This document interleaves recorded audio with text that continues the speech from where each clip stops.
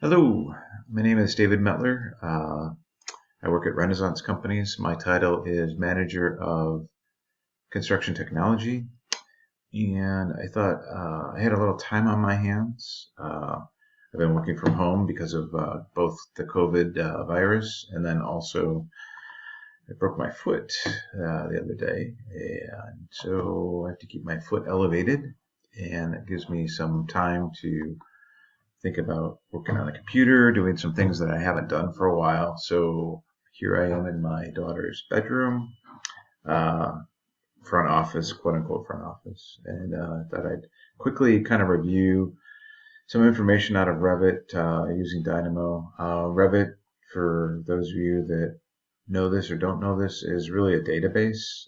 So one of the things I've always been interested in is taking all this information from Revit and then getting it into a actual MySQL database, which is this right here. This is a Workbench tool, which shows you how the database looks on the server. And I'm using a tool because I didn't want it to be a local server.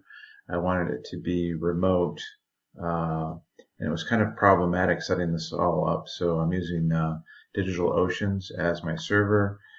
And once I have the information on the server, the database, you can use a tool. This is an open source tool, but this tool is like a GUI interface that basically takes that same information from Revit, takes it out of the format, MySQL format, and puts it into kind of a prettier GUI interface. And basically the information is totally searchable. I could put A3 in here and it'll automatically search that information. Haven't fully made it all dynamic yet, but there's a lot of things that you can do with it once you get it into the database.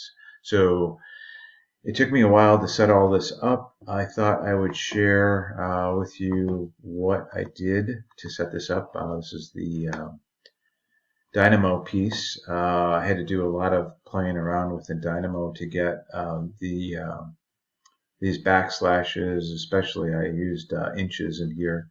I had to play around with some special characters to get the inches to show up in the database. So I kind of thought I'd go over all of these little things that I did to get the information out of Revit into MySQL database on a remote server. There's a lot of information on the websites about it, but it just left a lot of blank holes, and I thought I would take next maybe 2-3 videos kind of going into a deeper dive of how I did all this. So look forward to a couple videos breaking down how I got the information from Revit into MySQL on a remote server, and look for those. Thanks. Talk to you soon.